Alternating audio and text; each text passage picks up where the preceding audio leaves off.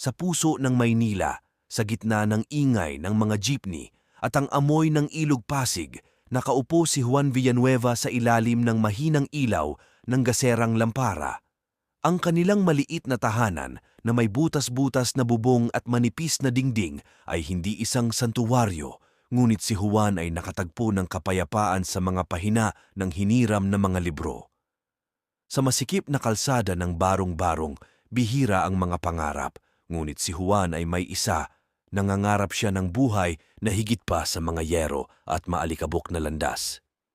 Ang mga magulang ni Juan, sina Maria at Pedro, ay nagsusumikap upang matustusan ang kanilang pamilya.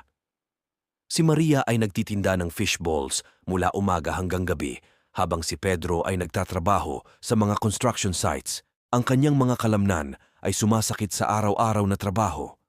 Sa kabila ng walang katapusang paghihirap,